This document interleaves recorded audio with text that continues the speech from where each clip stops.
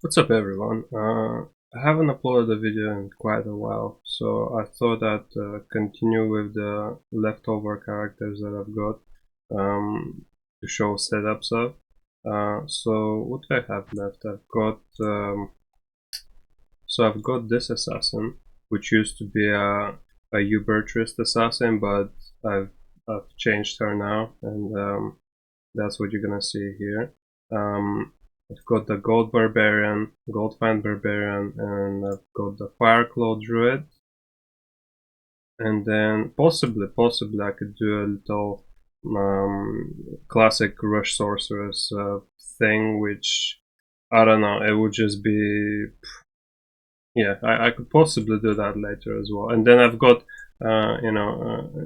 what I've been thinking for quite a while, because now these characters are all done. I'm done with doing characters. I'm done with with this account. Like everything that it has right now, that's gonna stay for until the servers are up. And I don't think I'll be upgrading any of those characters anymore. But since my like super old videos of like all my other setups, I've like over the years, because these videos are like 3 years ago. I don't know. I think I did my other videos, my other set of videos. I've made a few changes to all of them. So mainly I made a few changes to the barbarian, upgrades mainly. I've made a few changes to the necromancer, to the smiter. Who else? Oh yeah, the druid. I've made a few changes. Um, and the Magic Find characters actually that I uploaded like even more recently, I've made changes to them as well. To this character I've made change, and then my Amazon, the Javelin Amazon, the Magic Find one, I've made changes to her as well. So I might, once I'm finished with this, and this, I'll probably do like a separate video just for like the little upgrades that I've done on those characters and what is possible really, because so like just a little not a teaser, but just like just to give you an idea of what like the changes are. For example, like before when I made my smiter versus my smiter setups, I didn't have enough gear to make him 125 faster cast rate, for example. So what you saw on my other videos is just what I had. I'm building the characters the way I want to build them with whatever resources I've had. And ever since then, obviously, over the time I've traded up things, and I've been able to buy like a few upgrades for the character. And for example, now on the smiter versus on the smiter character, I've got 125 faster cast rate setup versus necromancers, for example. So I could show you that this is something new that not new, but like something different than what I've had on my previous Smiter video. So things like this. But for the most part, the majority of the changes that you'll see is probably just gonna be like a few item upgrades, and just maybe like one or two setup changes. Just a little more optimal setups. Okay, so let's move on. Let's move on to the assassin. So, okay, so this used to be a Ubertrist before I even started anything. I mean, I don't want to bore you, but I'll bore you. So this used to be a Ubertrist kicker assassin. Yeah. Even in fact, I leveled her to 97 with that in mind, and she was gonna stay like that, but I saw an opportunity to make her a PvP character, which would have been more useful. And I actually did play with her. Like, I mean, I haven't been online for like very long time. I haven't played the game for a very long time. Maybe I don't know. Maybe I've played like 3 times in the past, 3-4 times in the past year. Like in the past year, ever since 2020 as well. So like if you just actual year, in the actual space of from today until like before, like a year ago, I've probably played like 3 or 4 times, like some PvP, and that was it. So I haven't been very active. I mean, the character has been sitting around, but before that, when I was a bit more active, I did play with this character for quite a while, and in PvP and in pub duels mainly, and it was pretty fun, pretty good. So before this came about, this character until 97, it was a Ubertrist kicker assassin. So I used to have lightning traps, mainly death sentry to like with the corpse explosion. So what you would do is, especially like if you do a magic fine run, you would be using death sentry for the most part to kill monsters with your mercenary in infinity. But then when you get to the boss, you would use kick, and you kill them with kick. It was really good. I could. I also had a bunch of keys. Maybe like I had like 20 or 30 key sets, which I did with this character. Ubertrist. Didn't get any nice torches, just as info. So didn't get any nice torches, but I did do like 20 to 30 Ubertrist with this character, and it was pretty nice. But compared to a basic Uber Smiter, it's relatively slow, to be honest with you. And I had a very optimal setup as well, like with a lot of focusing on a lot of crushing blow. Crushing blow is the most important thing when you're doing kicks. So I had a beast weapon with more crushing blow. I think it did. Does it give 40? I think it gives 40 crushing blow. So I had like 40 and then 65 and then 70, 80, 95. I had like 100. Okay, let me Google it for 1 sec. D2 beast forward. Because I don't want to be chatting shit. Was it 40? No, I'm talking shit, man. It was 20 crushing blow and 25 open wounds. So 20 crushing blow and then another 35, so 20, 55, 65, 75, 80 crushing blow. So I had 80% crushing blow with kick. It was super good. Did a lot of damage. And still, it was a little bit slow, like I'm not gonna lie. Compared to a smiter, it was very slow, so I found it pointless. So once I leveled her to 97, I found it pointless having this character as a magic fan character, and as a Ubertrist character, because she's just, Ubertrist, like it gets boring, if you have a bunch of keys like I had. I spent them on this character and it was fun while I was doing them, but then obviously once I stopped, once I used up all the keys and all that, and I'm not really down to buy more keys and just doing more Ubertrist. I've kind of gone bored of it. So this character was gonna just sit around and collect dust and not be potentially used for anything else that much. And I didn't really like magic fighting with her too much, to be honest. She was good, but I mean, I've got plenty other magic fight characters that are faster than this and all that. So I saw the opportunity to make her like a budget ghost assassin, and this is what this is. And a budget ghost assassin, and then obviously I had a lot of fun playing with her, and I could still play, like every now and then I might log in and I might just play with her. So it's more of a potential fun character to use now that it's a PvP character other than the Ubertrist, because I found that she was just literally like toward the end of like the time that I decided to make her a PvP character. Before that, she was just I would barely ever use her and just sit around for nothing. So that's why I made the choice to change her to a PvP character. And yeah, so coming down now to what we're gonna talk about is that this is a budget ghost assassin. So cheap to make, and it's very, very, very, very effective. So the main things that you focus on with this character is bleed damage. So that's the reason why this character is so effective. Starting off, you've got Fury and you've got Chaos. Those are your weapons. They're very cheap to get. Might be a bit more expensive and more difficult to get with like the best of the best stats, as in skills. But these ones that I have that are like budget, as you can see, they're not 333. They're not the perfect skills.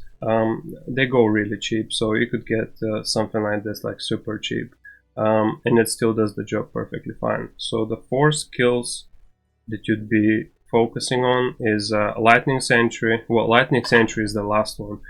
You don't really want Lightning Sentry too much. I mean, I got it on both of those but if I had to choose, I would, for example, choose Blade Shield on this. Let's say so. Blade Shield, Mind Blast, and Weapon Block. And here I would choose again Mind Blast, Weapon Block, and what else? Probably probably either Wake of Fire or what else? Maybe Fade, maybe, but I mean, you could have like one with Lightning Sentry. So the 4 skills that it boils down to is that you want is a Blade Shield, Mind Blast, Lightning Sentry, and Weapon Block for this type of character. So any combination of those would work, and they're quite cheap to get. You want greater talents because they have very low requirements, and you're not focusing on physical damage at all. So this character does very, very little physical damage. The physical damage is not the important part here, because most of your damage is going to be coming from bleed effects, like open wounds and crushing blow and stuff like that, and venom. That's all your damage is going to be coming from. So physical damage is useless to you. So that's why you go with greater talents for the lower requirements, and that's that. Enigma, again another item, cheap item. So Enigma, mandatory, obviously. You can go with any Enigma that you want. Ghoulie. So this is what this setup revolves around. It's exactly like it's very similar to the setup that I have on my Barbarian versus Casters. So it revolves around the helmets with 30 hit recovery. So as you can see here, I've got 2 more of them. I've got Akira's, which again it helps you with the hit recovery as well, 27 hit recovery. So the main hit recovery bonus that you get is from your helmet always, and you've got Crown of Ages. That's what makes this build pretty cheap compared to my Spider Assassin, for example, which actually no. My Spider Assassin is more expensive for other reasons, not for the helmet. There I use Griffin, but never mind. There's going to be a lot of references to my Spider Assassin when I'm talking about this character. So Ghoulie, very important. This is super cheap again. So this main setup that I'll show now is versus Necromancers, for example. So you're going to use Jarun. You could use like actually never mind, you could use enhanced damage 20 life jewel, but like it's useless. You don't do any physical damage, so I would say Jarun is the best. Next thing, your amulet needs to be at least 15 faster cast rate. So what we're going for here is 65 faster cast rate, and the reason for this is because you don't need to chase your target too much. So, and this brings me to a point of why this character is good for like various reasons. Not only is it cheap to make, not only is it effective, but it's also quite friendly for a beginner. So like if you want to build a Ghost Assassin and you've never played a Ghost Assassin before, this character is very beginner friendly because you don't need to stick around and do like a ton of damage. You don't need to, keep a whirlwind lock, for example, for super long. Whoa. Yeah, so you don't need to stun lock your target like super, like a pro player or anything, where you need to be too used to doing that. What you need is just to make a few whirls, like obviously stomp the player, and all you need is like just 2-3 hits. That's all you need at most. Whereas on my Spider, you need way more. On the Spider, you need like you know, you need to keep the chain going. So you need to mind blast them, stun them, then maybe drop a trap, or like have traps drop, stun them, and then keep whirling, and then keep chaining them, and trying to do the most damage that you can in the limited time that you can that you have with the like the opponent on you, with you on the opponent, because you do physical damage. So the the for the time that I'll do this with this character, I'll probably get the opponent to like half life because of the bleed damage. Over time, not instantly, but over time, when I get them to have open wounds with my like just these 2 hits, for example, when they escape, by the time I meet them again, they'll rot down to like half life or like 60% life or something like that, just from those like 2 worlds. Most likely, that's usually what will happen. Whereas if I do just this on my physical spider character, I probably won't even get like 20% of their life, because most of the damage that I will do is from physical, and very little open wounds damage. So I rely mostly on a lot of stun lock. Whereas this character, you could just have the opponent just on your screen just for like what, like a second, and then you touch them twice, and then they go away, and you'll still do the damage. So you're guaranteed, almost guaranteed, that you will do damage all the time in any engagement. So you could be a lot shittier in your gameplay and you would still win. But that's what I mean. So it's very friendly for a newer player. So the main thing that allows you to do that is Fury.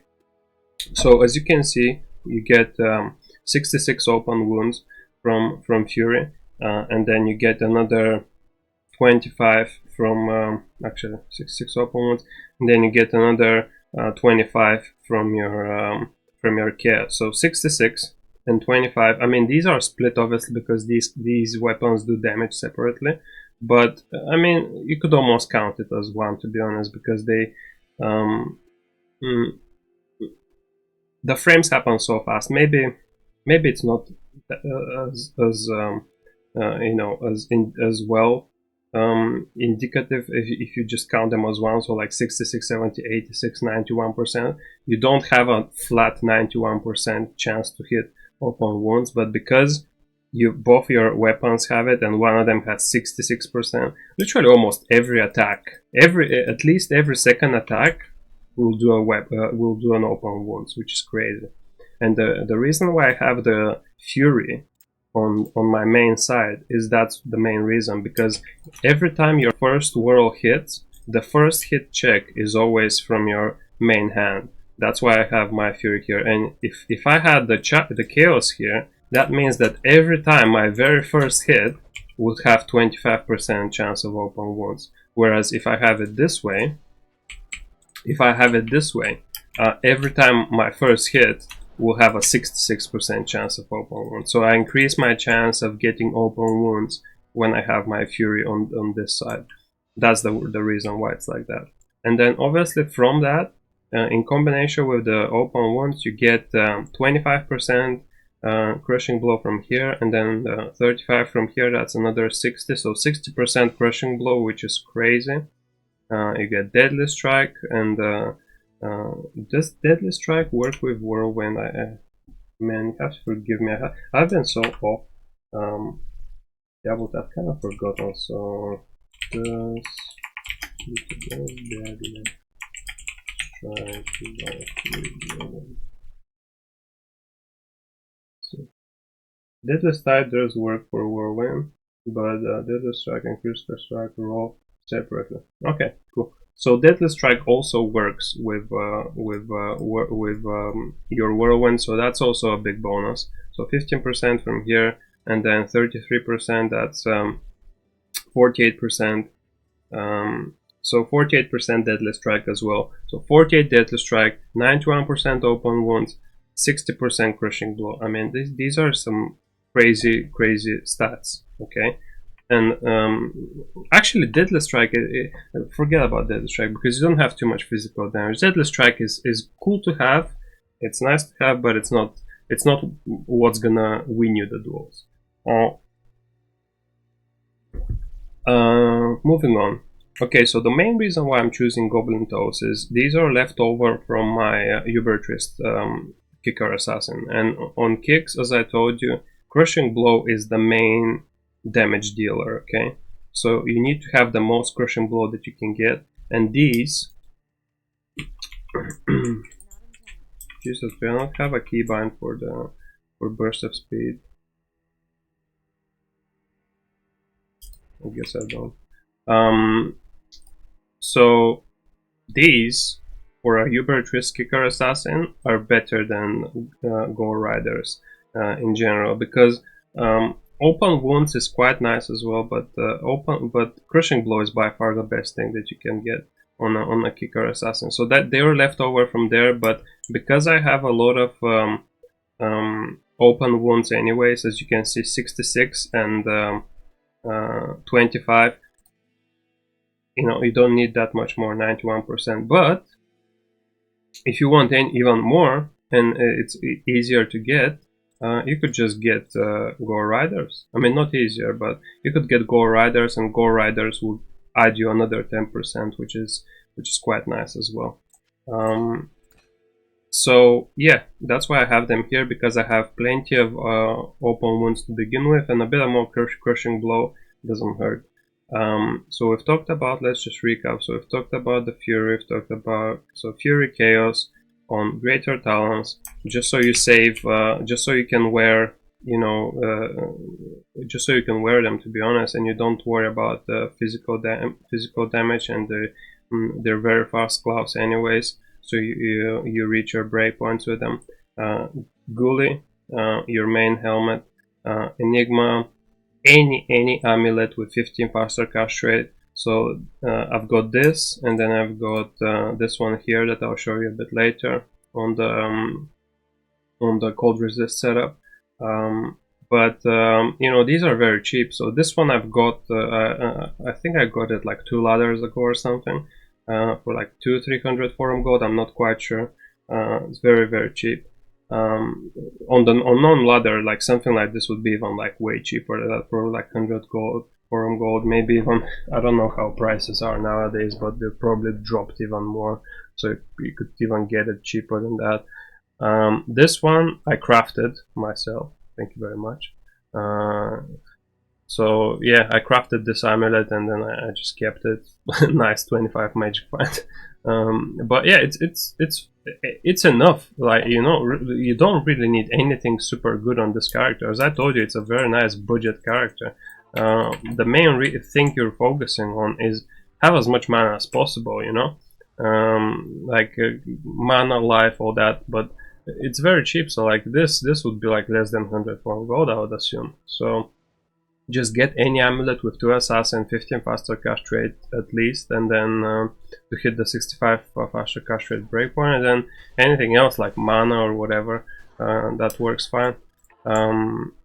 Ring, so your first ring, Ravenfrost, just permanently stays there. So attack rating, dexterity, mana, cannot be frozen, cold damage, all of these are crucial. So when you're fighting versus casters, you need the cold damage, so you can freeze them, so that you push them to use cannot be frozen. And if they use cannot be frozen, they have to sacrifice something else to use cannot be frozen. So you push them, you make them sacrifice whatever they have to sacrifice to get the cannot be frozen, whether it's like a charm rune in a helmet, or I don't know, putting a Ravenfrost or whatever.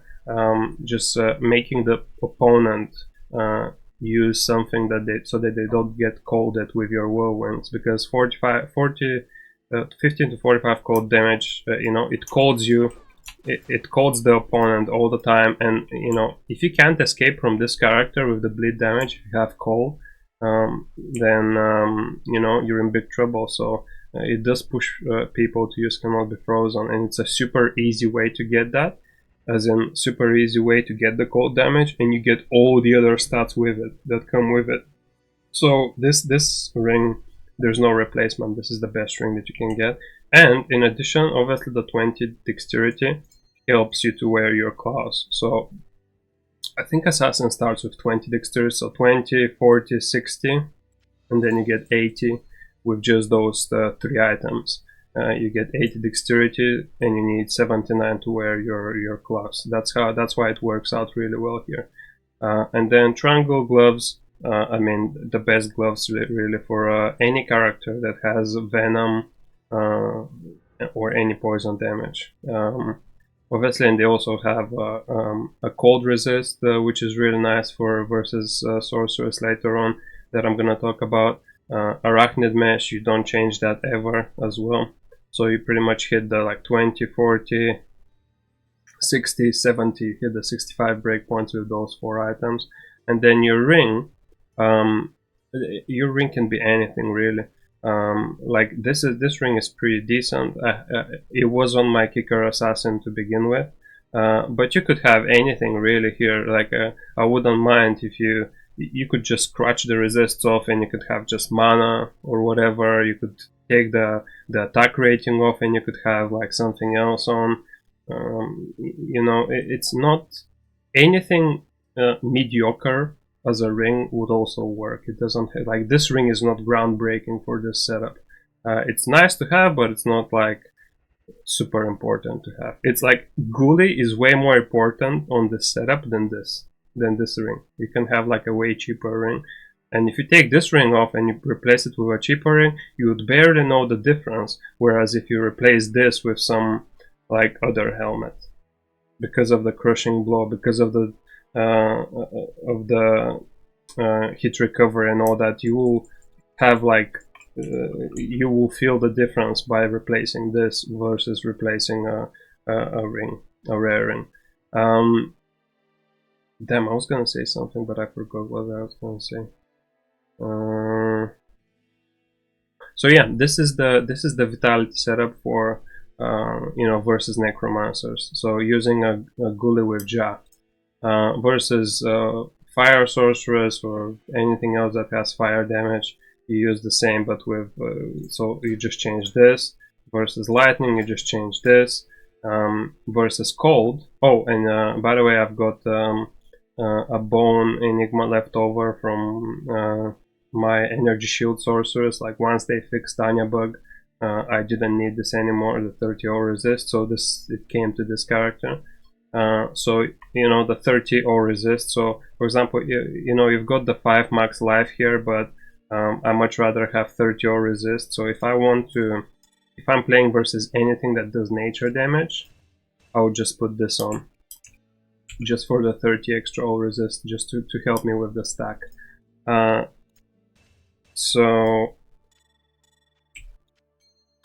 And then I've got Kira's for the cold setup. So cold setup would be Kira's. Because without the Ghoulie I can't wear the Goblin Toes, I still have the Gore Riders on. And then I put this amulet on, and voila. And then this. So this is my cold resist setup. Where in hell, Jimmy? So this is my cold resist setup, you know, like, and it still, does it work? So yeah, so 27, 37, 39, 49. So you're going for the 48 hit recovery breakpoints, and here I have obviously a 7 hit recovery, 30 cold resist dual, again cheap. So everything here is cheap, like except from this, obviously. I mean, but you can go without it. You don't need the 30 resist anyways that much. But it's good to I have it as a separate, as a spare, so you know, it works well for me. But you don't need it. This is not something that would you know, break the and if you have like, okay, let's see the difference. So 3925, yeah. 2-1, 3921. So if you were with normal, you get a little bit more life as well with a normal Enigma, and it doesn't change anything that much. So yeah, This is the code set, and this is obviously without fade, without anything. Just I haven't even put fade on. With fade, everything is maxed. Everything is like you get good stacks. So my fade is on max. I got 64, not on max, but is it on max? No, it's on 1 point. So I got 64 percent all resist here, and I've got plenty of options for resist, which I'll show you in a sec. So let's pretend that you don't even have bone. So your setup would look like this. It's absolutely fine. And then what I have here is faster wrong walk, smart chance. So I've got 1 hit recovery shadows killer, shadows killers all the way through. 40 life shadows killers, they're quite cheap to get. You can get like with 30 or 35. They're even dirt cheaper as well. You don't need 45 lifers. Doesn't do a big difference. And then 1 hit recovery grand charm that stays all the time. You've got 2 hit recovery smart charms that stay all the time. And then you've got like the one setup that is all mana. So I've got 5 smart charms with faster unwalk. That's 15 faster unwalk extra. Why do I have them? Because they're cheap, I could have these, but these are more expensive. I could have 5 more of these. These are more expensive. And you don't need them. Like look, I got 4k life with this setup. Like 4k life is plenty. You don't need more than that. So I've got just 2 of these, again, leftover. So pretty much I built this character mainly from like leftovers, things that I had around. And then I spent like I spent like 2 ladders looking for this perfect Kira, perfect upgraded Kira. But you don't need that. Like you can go with random ones anyways. So inventory, 5 faster unlock smart chance with mana. 1 hit recovery shadow killer, and then everything else shadow killers with life. 2 hit recovery smart charms, and then 2 smart charms, life and mana. If I want, and this is for my vitality set, so versus necromancers, this is what I will have. Versus nature damage, I will replace those 5 smart charms with faster unlock and mana with, for example, those smart charms here. So faster unwalk and 11 cold resist, or faster unwalk and 11 fire resist, or faster unwalk and 11 light resist if I need it. So if I need extra fire resist here, what I'll do is I'll do this, and then I'll put these instead of these. I'll put them down, so I get 55 faster, 55 fire resist extra. That's why this doesn't matter too much. And that's it. Oh yeah, durability setup. So if I'm fighting versus a druid, or I don't know, some random barbarian versus casters in a pub game, or some smiter or whatever, so you can put Crown of Ages. And again, it works with the Gore Riders, because without the Ghoulie you cannot use Goblin Toe. So I put this on, and obviously I don't have enough strength to wear a Burr one, so that has 174 strength. I have to use a minus requirements one. And this, obviously, again, another leftover, so don't, I haven't even bothered changing the jewels on it. So this is from my smiter, I think. This is from my smiter, like I had it in a Mew leftover because I stopped using it. And then, it's an enhanced damage minus requirements jewel plus a burr one, obviously. But you don't need the enhanced damage because my physical damage is Garbanzo. So scratch the enhanced damage, I just haven't bothered. Ideally, what you could use here is, I don't know, minus requirements jewel with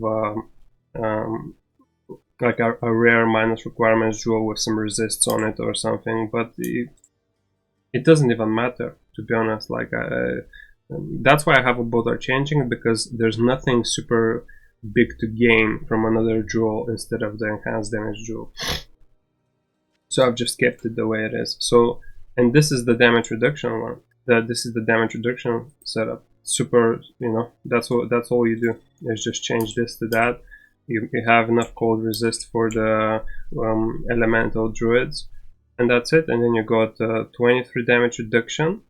Then you've got another 8 from here, so 31, and you've got fade, which provides damage reduction as well. So you're absolutely fine on damage reduction too. And then the one thing that is super nice to have is obviously you can have demon limb to enchant yourself. If you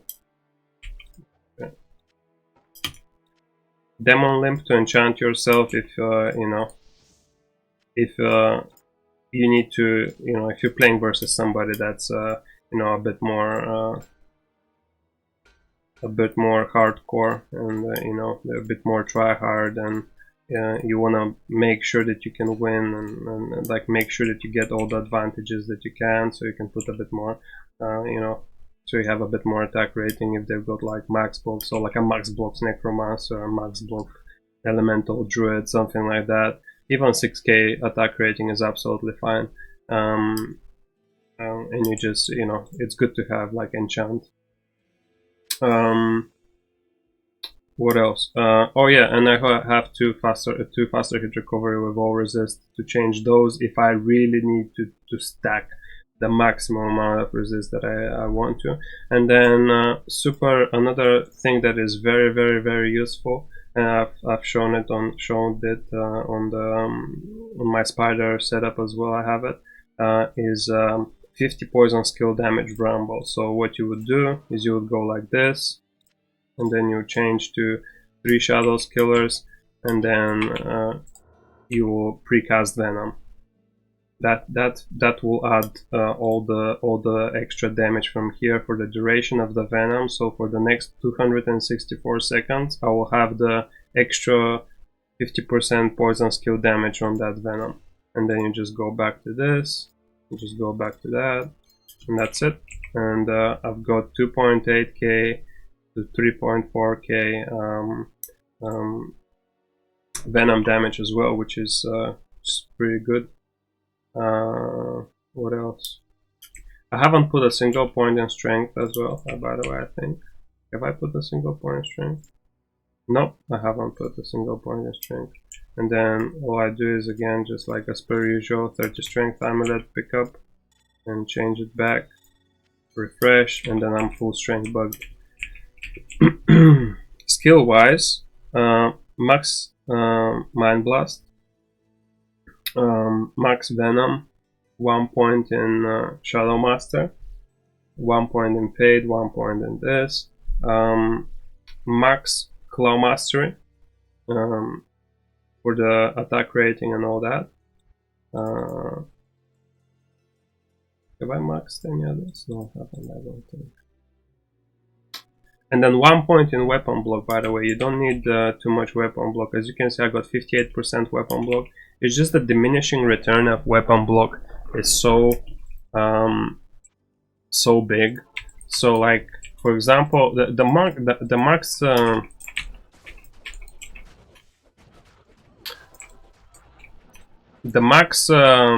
Jesus Christ, the shit.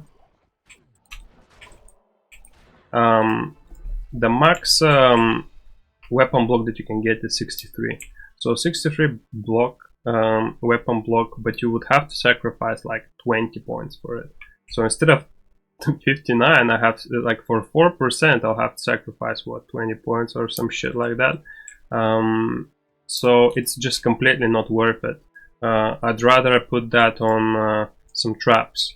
So what you could do is, as you can see, what I've done here is I've maximized the traps as much as I can. I mean, it's still a garbanzo to 3k trap, but what this helps with, like maxing that up, is that let me find, it still does some damage. So for example, versus a druid, what you would do is you would have like a mixture of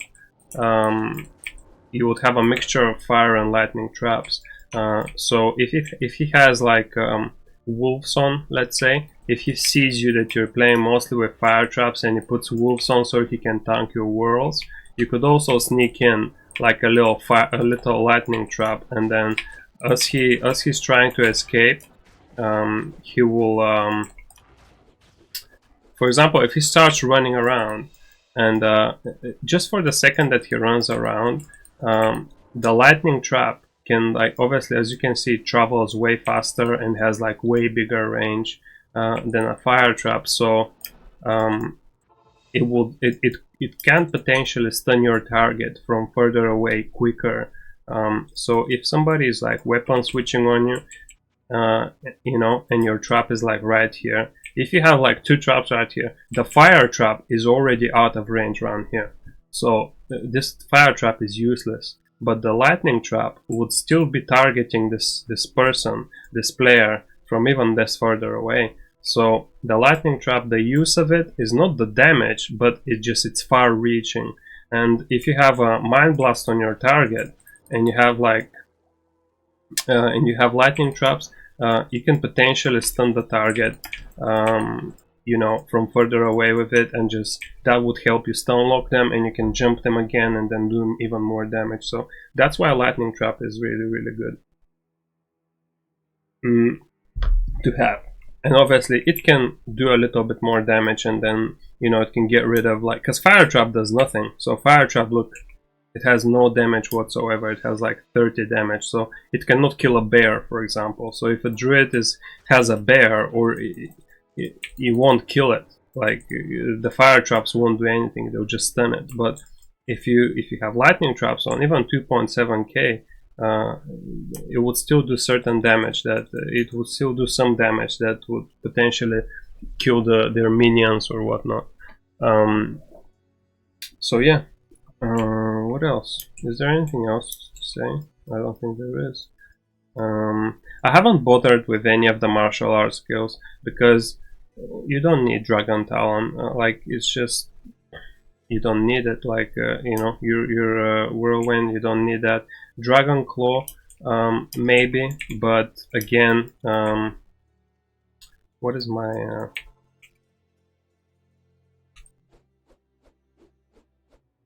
Okay, with burst of speed.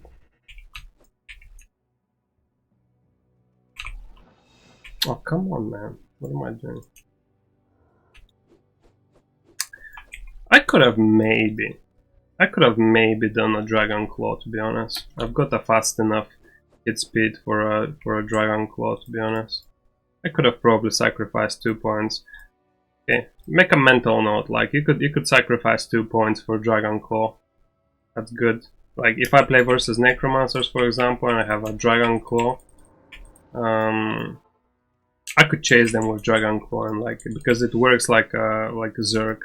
I have it on my Spider Assassin, but I haven't, for some reason, I haven't put it here.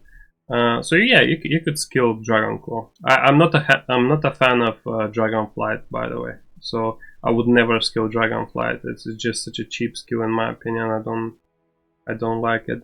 But Dragon Claw, yeah, could see that.